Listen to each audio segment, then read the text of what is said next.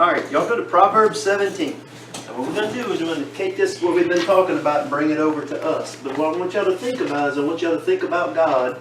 And like in the story with Abraham, like God's hammering out a faith in Abraham, cooking it in the fire like a blacksmith beating it out, because that's kind of the picture.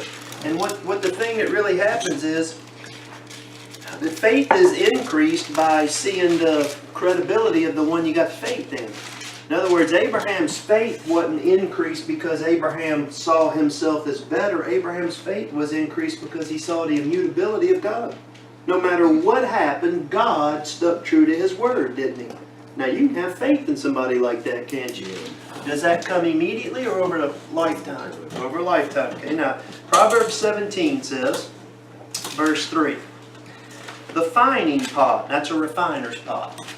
Proverbs 17:3. The fining pot is for silver. By the way, when you cook silver or gold, what happens? Impurities come to the top. You scoop them off. Get them out of there, don't you? When you boil crabs is the only way I can never boil gold, but when you boil crabs, all the crap comes to the top, the foam.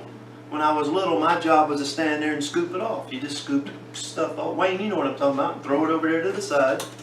He says, the fining pot is for silver, and the furnace for gold, but the Lord trieth the hearts. And what is the Lord refining? The heart. Now, lest we get a wrong idea here. Is the Lord trying the heart of your old man? No. No. That's already been tried, condemned, and it's over with. Why would the Lord spend any time cooking out the impurities of a thing that has no purity in it? That's right. That's crazy, isn't it? I bought a piece of, when I was in bodybuilding, we used to eat a lot of red meat, and we found out there was this guy in town was selling these steaks real cheap. They, actually come around in the truck, okay? And he had these steaks, and I said, I was on a diet, and I said, well, are they fat? He goes, no, you can trim the marble right out of them. I said, okay. Well, he brought them in there, and I got home, and I opened it, and I put it out there on the block, and I started cutting the marble out, the fat. And I kept cutting and cutting and cutting. I finally got it done. I looked like I had no steak. There was nothing left, right? Folks, that's what the Lord would do if He was trying to do anything with this heart of ours. So does the Lord try the heart of the old man, or is the Lord working with the new heart He placed in you? New heart. How could that possibly be based on anything that we did? I mean, that's like claiming a baby has a heart in its physical body because of some merit it has. No, the heart was put there, wasn't it?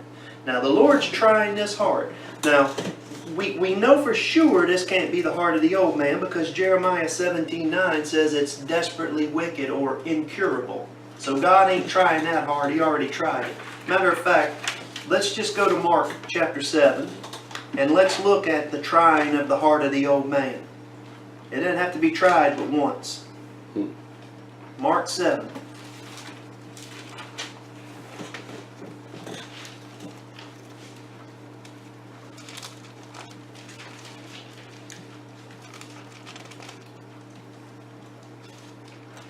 Alright, Mark 7 verse 17. When he was entered into the house from the people, his disciples asked him concerning the parable. He saith unto them, are you so without understanding also? Do you not perceive that whatsoever thing from without entereth into the man, it cannot defile him? Now I want y'all to think about religion's teaching in this world. They teach the premise that a man starts clean and is made corrupt by his surroundings. Folks, there ain't no truth in that. Me and you corrupt all the surroundings we get into. That's where the corruption comes from. Alright, they also will teach the premise that when a person has been saved, their flesh has been cleansed, and now they must watch out for all the uncleanness. No way. And he says, because it entereth not into his heart, but into the belly, and goeth out into the drought, purging all meats. Then he saith, that which cometh out of the man, that defileth the man. Notice defileth. What tense? Present tense, he says. For from within, out of the heart of men proceed evil thoughts, adulteries, fornications, murders, thefts, covetousness, wickedness, deceit, lasciviousness, an evil eye, blasphemy, pride, foolishness. 13 things, by the way. All these evil things come from within and defile the man. then do you see why it said God cannot tempt any man with evil? Evil's already in us. We are the evil. Our nature is the evil. That it's not the Lord doing this. It ain't Flip Wilson said the devil made us do it. It ain't the devil either. It's us. It's our nature. So there's the verdict of the old heart, isn't it? Okay, now go over to Psalm 26.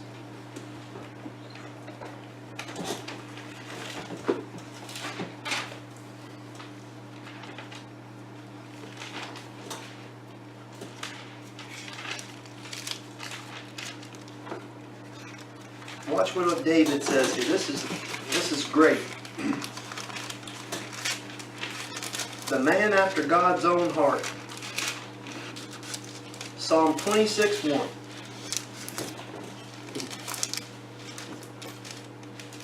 He says, "Judge me, O Lord, for I have walked in mine integrity.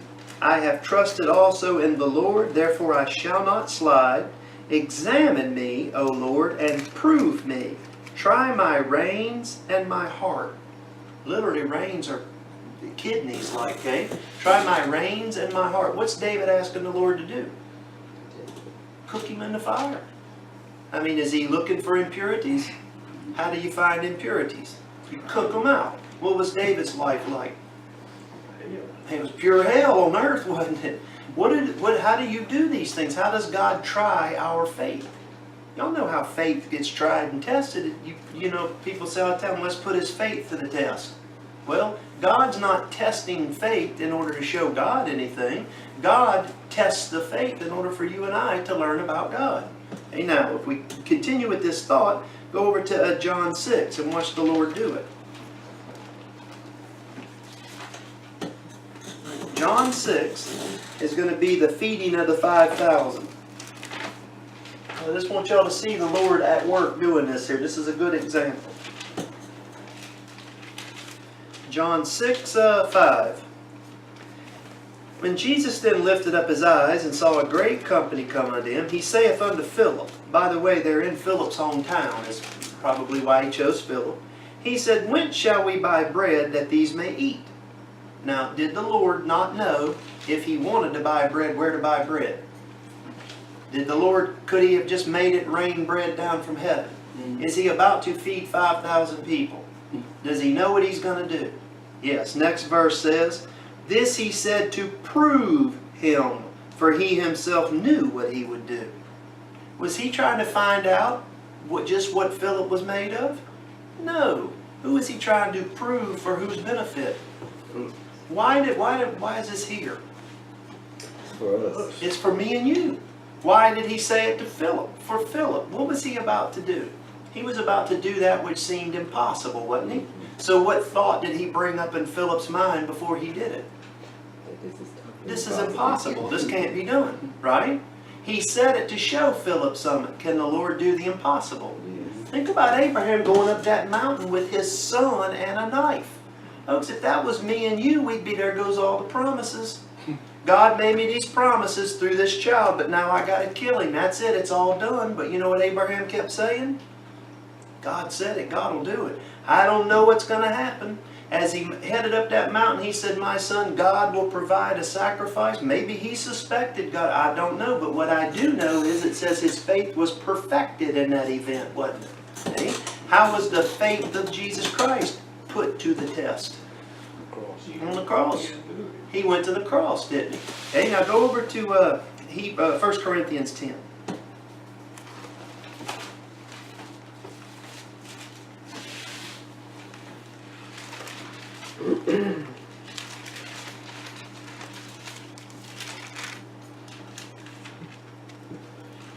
All right, 1 Corinthians 10, verse 13. He says, "There hath no temptation taken you, but such as is common to man." So then, is there anything that me and you are going to experience that's extraordinary? But what do me and you say when it's us? Extraordinary. say, Lexi, I say, I got a headache. Lexi said, well, I got a headache too. And I said, can't I have anything of my own, you know? My headache's worse. Y'all know how we are. In other words, you don't understand my suffering. You just don't, well, I don't need to understand your suffering. I need to understand my suffering. Now he says, there hath no temptation taken you, but such as is common to man. But God is faithful. There's the purpose of the whole thing. God is faithful, who will not suffer you to be tempted or tested above that you are able. Does God know what you're able to bear? You know what you're able to bear? Whatever God says you're able to bear. Why? Who empowers us? God. He says, but will with the temptation also make a way to escape, that you may be able to bear it. He didn't say escape from it. He said escape and bear it. How are you and I going to bear these sufferings? Go to Hebrews 4.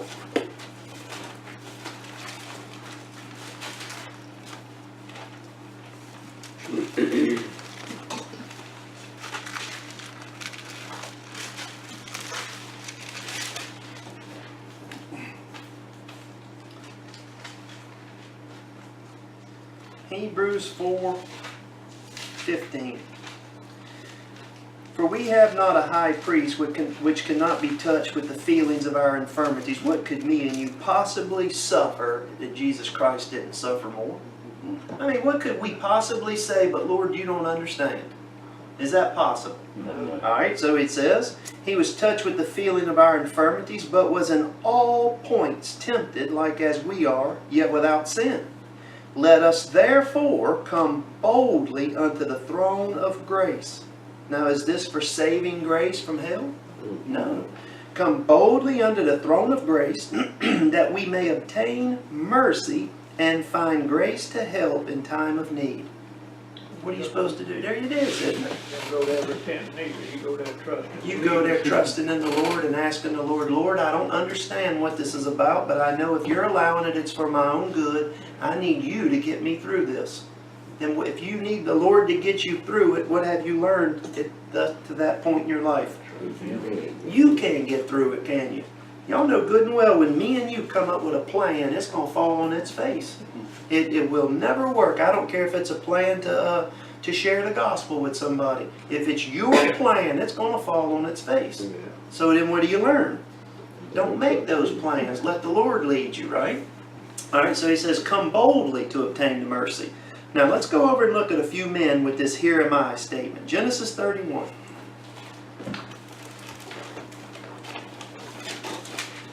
All right, when God called Abraham, He called him, and Abraham said, when God calls, Abraham's answer was, here I am. Now, can you say that is an obedient response? Could you say he was that type of obedient when he was first called? No. There was a certain obedience, but it sure wasn't perfected, was it? It was mostly disobedience back here, but he still was called. So what you see is a little kid growing from here to perfect servitude over here by submitting to God's will. Okay? So watch these other men and just think about how these things work out. In Genesis 31, verse 11, the angel of God spake unto me in a dream. This is Jacob speaking, saying, Jacob. And I said, here am I. Okay, there's the statement. He said, lift up now thine eyes, and see all the rams which leap upon the cattle are ring-striped, speckled, and grizzled. For I have seen all that Laban doeth unto thee. Had Jacob got himself in an impossible situation down there with Laban? And what did Jacob learn in that situation? Let the Lord handle it. So the Lord says, I am the God of Bethel, where thou anointest the pillar, and where thou vowest a vow unto me. Now arise, get thee out from this land, and return unto the land of thy kindred. Did Jacob learn in that situation, hey, God can take care of it, didn't he? What was Jacob's part? Here am I. Here am I. He basically has to run for his life. Y'all know the story. Come over to 37. In 37, verse 13, we find the man Joseph. Now think about the repercussions of the statement here. In 37:13, Israel said unto Joseph, do not thy brethren feed the flock in Shechem? Come, and I will send thee unto them. And he said to him, here am I. Was he fully submitted to his father's will? What was the result? The result was his brethren threw him in a hole, sold him into slavery. He wound up in prison. Was the result tribulation? You better believe it was. But what was the final result? He becomes number 2 man in all the land. So the suffering that came with, here I am, Lord, he submitted, and there was trial and tribulation ahead of him, wasn't there? If he had not said, here am I, he could have avoided all of that. But in saying, here I am, he went down there and endured it. But if he had not said, here I am, not only could he have avoided the tribulation, he could have avoided being number 2 in the world too, couldn't he? So what went along with the tribulation? The glory that shall follow. So then, when Joseph submitted to God, what began? Tribulation. What was the end product? Glory. Y'all see the picture there? Okay, now, go over to 46.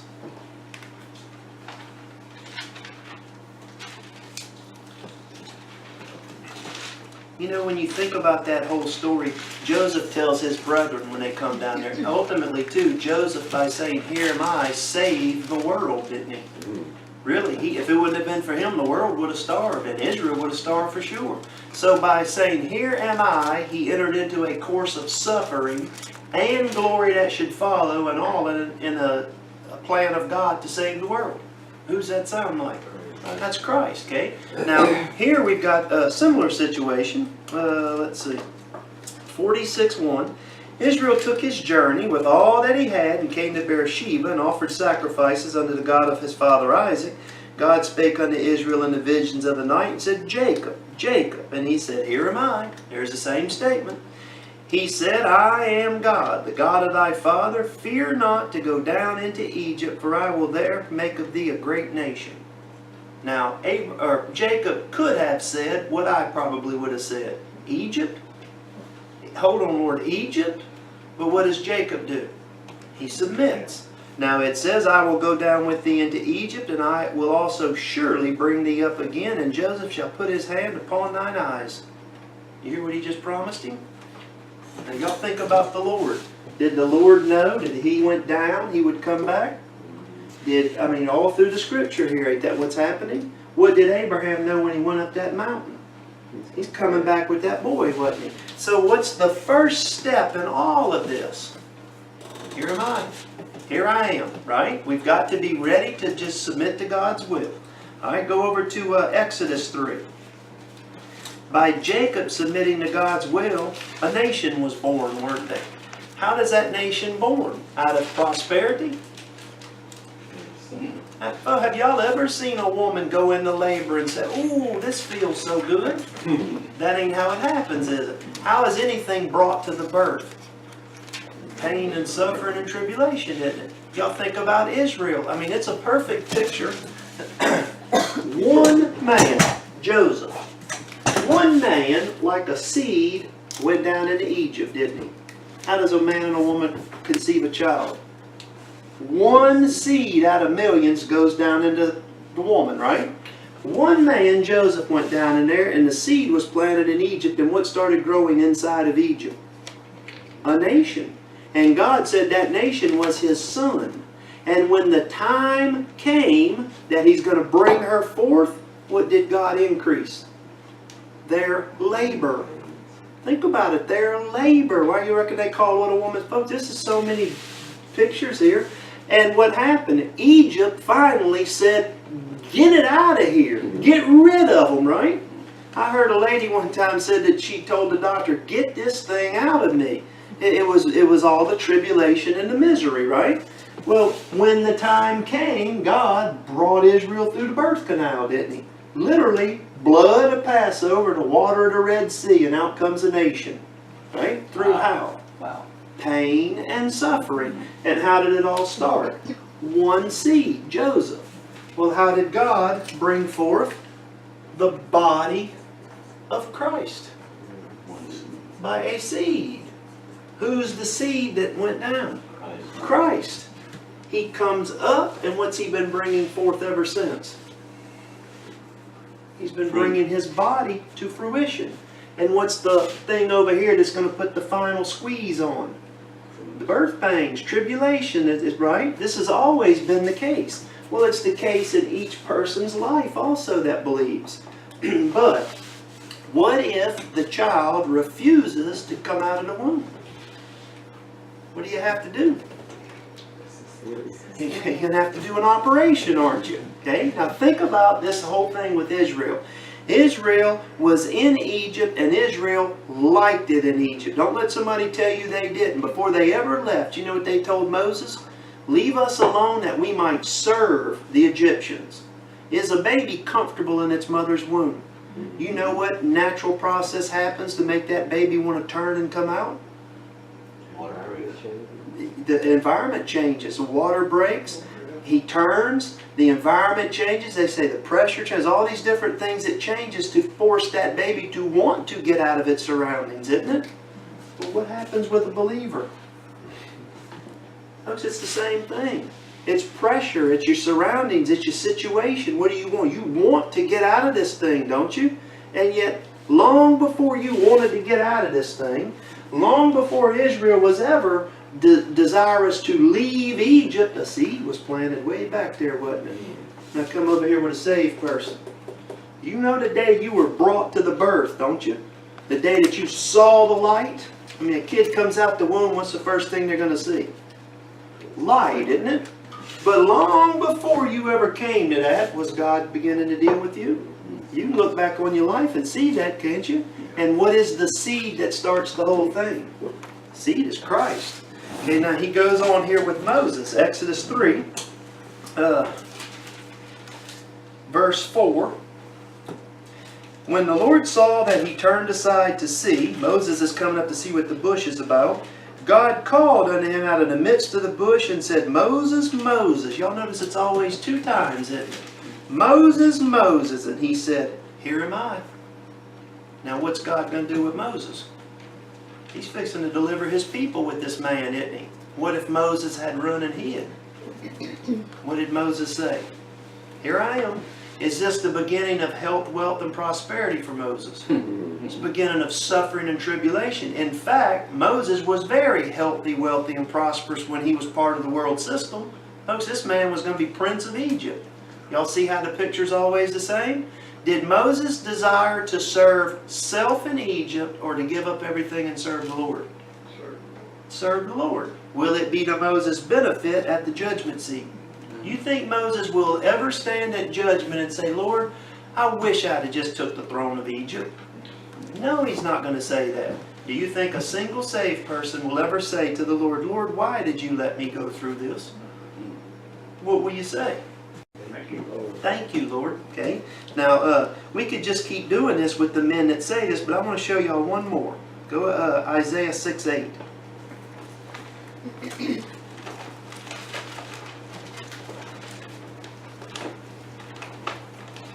Now think of all the things that these men witnessed that we're talking about.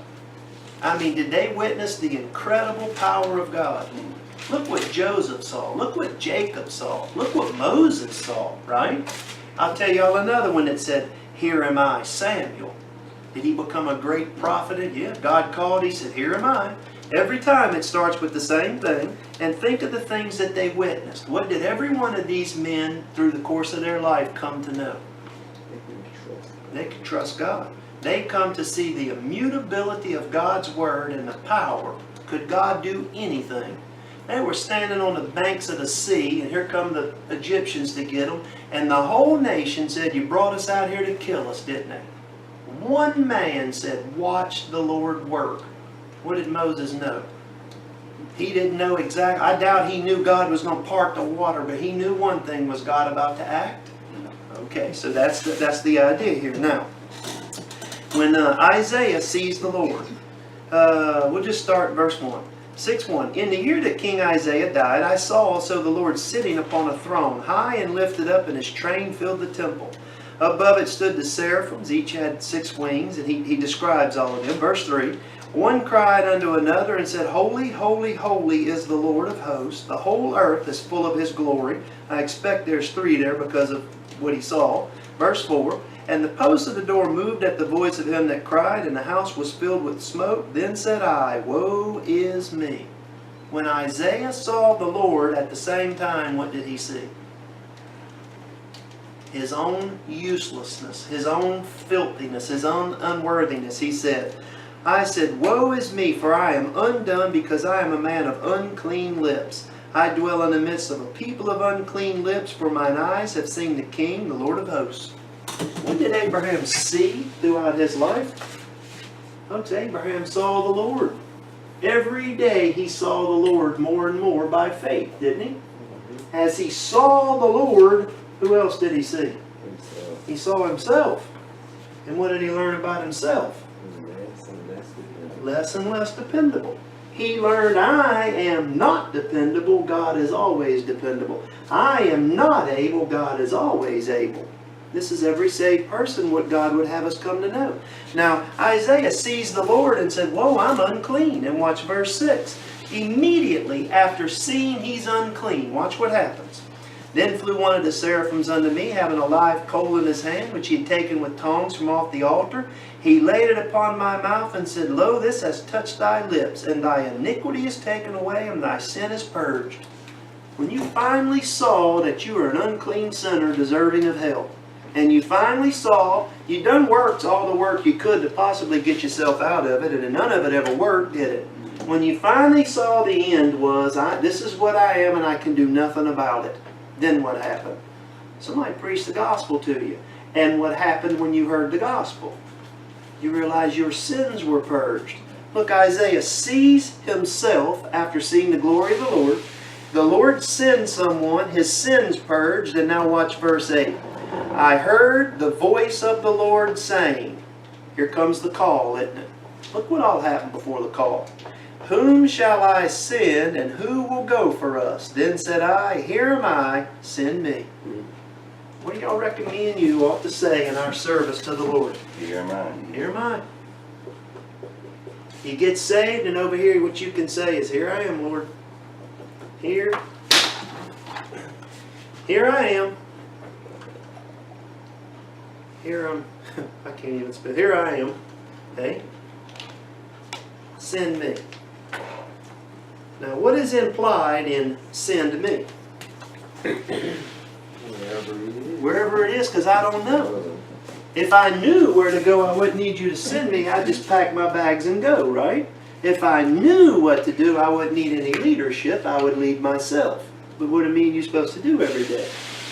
Let the Lord lead us. Just trust the Lord will lead you where you're supposed to be going here. So this is Isaiah's call. Now go back over real quick to Genesis. Let's look something else at Abraham before we quit. Genesis 12. I put more verses in the note. Y'all can take them and study them, and there's a whole bunch of good verses in there. But I just want to show y'all a comparison here in the things of Genesis. Now Jesus Christ said in John 7, He said, If any man will do His will, he shall know of the doctrine. What's the first step before God will ever reveal His will to you? You will accept and do whatever His will is. Why would God waste time teaching someone His word that would do nothing with it? I mean, why would God even bother giving the revelation of something, and I'm not talking about through the Word, why would God bother having His Spirit instruct a man in a thing that the man had no intentions of following? Y'all see the point there? So then what's the first step? I want to serve the Lord. I want to serve the Lord. Here I am, Lord, I want to serve the Lord. Now, with service, faith, and always comes revelation of His will. I want y'all to just see something here in Genesis 12. Verse 1 says, Now the Lord had said unto Abram, Get thee out of thy country, and from thy kindred, and from thy father's house, unto a land that I will show thee. Future revelation. And I will make of thee a great nation, and I will bless thee, and make thy name great. Thou shalt be a blessing. I will curse them that bless them that bless thee, curse him that curseth thee, and in thee shall all families of the earth be blessed. There's 7 promises right there. And y'all know what? All the promises of God are involved in those 7 promises right there. In seed form, I'm going to say, or in germ form. When God first appears to Abraham, we'll just put it up here, chapter 12. He tells him at the beginning everything that he's going to do. It's right there in those promises. Could Abraham see all of it? Nope. Did the Jews see all of it? So then from that point right there, guess what God begins to do? You ever bought Wayne, you remember an old piece of equipment that had an instruction manual with it? Remember an exploded view? Yeah. You get a picture of the piece of equipment. Here's the equipment. And then on the next page, it takes one piece of it and gives you an exploded view so you can see all the details, right? Then the next page might take that piece and go a little deeper and give an exploded view. From right there in that single statement, guess what God does throughout Abraham's life? He gives him an exploded view and shows him what all was entailed in those promises right there. Now in those promises, all the promises, did he say in thy seed, bless the nations? Ultimately, who do we find out that seed is? Christ. Did Abraham know that in chapter 12? No. Now God appears to Abraham. There's 7 promises there. And guess how many times God's going to confirm and expound upon them? 7 times. This is no coincidence. I got them listed there in the notes. But I just want y'all to see. 7 statements God just made there of what he would do. Right? Everybody see that? Mm-hmm. I will. Not Abraham, I need you to do such and such. I will. 7 things he told Abraham, I will. Now go over to chapter 22. Over there when Abraham's faith is tested and shown perfect. You know, by the way, why Abraham's faith was perfect? Because it stood in the Lord. No portion of his faith was in himself. Abraham's faith stood in the Lord. That's all there was to it. Alright? 7 things God said he was going to do. Now watch what Abraham's response is over here when faith is perfected. He says, chapter 22, it came to pass after these things that God did tempt Abraham and said unto him, Abraham, he said, behold, here I am. He said, take now thy son, thine only son Isaac, whom thou lovest, and get thee in the land of Moriah, and offer him there for a burnt offering upon one of the mountains which I'll tell thee of. In verse 3, watch the things Abraham does. And Abraham rose up early in the morning, number 1. Saddled his ass, number 2. Took 2 of his young men with him, 3. And Isaac his son, 4. He clave the wood for the burnt offering, 5. He rose up, 6. And he went unto the place which God had told him, 7. What do y'all notice about Abraham there? He's got servants. Did he tell the servants to saddle the ass? Did he tell the servants to go cut the wood? He could have. What do you notice about him? Folks, he's resolute in serving the Lord. The Lord said, do this, and what did Abraham do? Did it? He got on with it. Now, is that how Abraham began his service over here? Not at all, is it? But how does his faith end? Perfect obedience. Paul says we've been called from in faith in obedience, hasn't he? You go to Romans 16.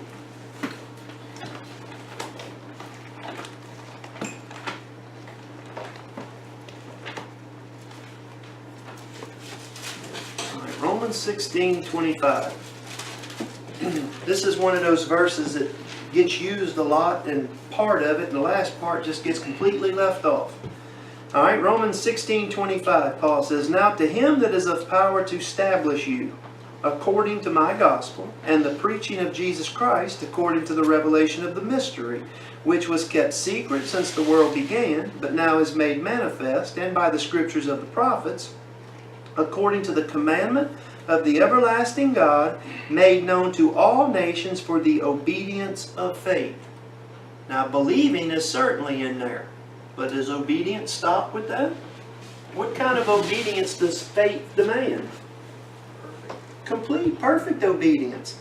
God's faith was imparted into Abraham throughout his life, and you can say it's a gift. Folks, Abraham didn't earn the faith. It didn't come from him. Look, we've been taught this.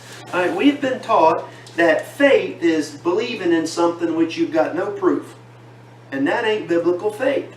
How could you say faith is some big stretch of the imagination when you've got a book that shows us God has never once lied? Is that some big stretch on your part? I mean, think about it. Hey, you reckon George had a lot of faith today that I would eat donuts? Did that take faith? Why not? He's been there and done that. He's seen it every Sunday for years, hasn't he? Then was that some big stretch when he bought a dozen donuts? Is it some big stretch when you and I take God at His word? Folks, it's a bigger stretch when men don't take Him at His word. How could you not believe one that can't lie? Do y'all see how this is? Don't act like this is something out of me and you. We don't have this great thing in us. We've got a great God. Nothing great comes from within. Look, we're corrupt. So then, how was Abraham's faith? How did it come? It come through learning about God. All Abraham did was observe the attributes of God throughout his life. And what did it produce in him? Faith. How could you not have faith in a God that can't fail? I wish I could put it in better terms. I'm not good with words, but I mean, for you and I to act like that God looked down and saw me and knew that I had this faith in me is absolutely ridiculous. Can a corrupt thing produce incorruption? Faith pleases God. Well, it ain't corrupt then, is it? And the Bible says it's a gift. So did God look down and save me because of my saving faith which I possessed, or did God impart all things to us? Then how should you and I be able to stand around and brag about anything? If it was our faith, couldn't we brag? Yes. And is there any way that's possible? No, it ain't our faith. So a guy told me one time, he said, well, hold on a minute now, that's not fair. Fair doesn't enter into it. You don't, look, our human minds go there. Forget about fair for a second, okay? If you want what's fair, then Adam and every human being all the way down to me and you today die and go to hell. There's fair. Does anybody want fair? Then forget about fair and don't bring it up again. Now, what's grace? It's unmerited favor. Well, if all deserve hell and God imparts saving faith to some, how's that unfair? It ain't unfair. It's God's grace. Look, don't bring God down to human understanding. Let you and I rise up through the Word of God to understand God's attributes. Now, whenever we talk about Abraham, do you think Abraham said, leave my family, Lord, that ain't fair? He might have thought it, but whatever the case is, he went, didn't he? At any point in his life, did Abraham ever say, Lord, what you're doing with Lot isn't fair? Lot got more than Lot deserved. What did Lot deserve? He deserved to die in Sodom with the people that he loved, didn't he? And what did God give him? Do y'all see how that works? Mm-hmm. What's the difference between Abraham and Lot? Did God see both of them as righteous? But God could see Lot like a little spiritual baby crawling around in a crib, and he watched his other son, Abraham, grow up unto full strength. So which one did God use? He used Abraham. Which one will God be able to use over here? Abraham. Will Lot be of the same value in God's economy over here as Abraham? No. Why? Because he wasn't built in the faith back here. And what stopped Lot from being built in the faith? Kept looking at the physical. He would not turn and say, here I am, Lord, use me. He turned and looked and said, well, I think I'll take that. I'll do this and I'll do that. Lot's problem was, I will. Abraham's solution was, God will. And that's the difference between the two men. That's the only difference. Lot was not lost. You'll meet Lot in heaven. Okay? But when you meet Lot in heaven, you will not meet Lot with the responsibility and however it'll show forth. You won't meet him like you'll meet Abraham. For instance, for down through the years, just look at Lot's testimony. Lot still testifies today, doesn't he? Is Lot's testimony a great testimony in faith? It's a testimony to the obstinance of our flesh, isn't it? How about Abraham's? There's no greater testimony in all the Scripture of a sinner than Abraham, is there? Who's used more than anybody else in the New Testament? Abraham. When Paul wanted to convince the Jews they weren't saved by anything good in them or any work, he went back to the main Jew. If Paul could prove that Abraham was saved by grace through faith, then certainly his descendants must be saved by grace through faith. So what did he do? He went right to the head, and didn't he? And he proved the head was rotten in his flesh and cut off the idea. And he said the only way your head, Abraham, ever got anything was through the grace of God, and he showed the experiences of Abraham. Now if that's true of the great Abraham, then guess what? It's true of all the other Jews, and it's true of me and you. And there's the whole thing God would have us learn. It's not about me and you, it's about God. Okay? All right, any questions or anything? All right, thank you. Awesome.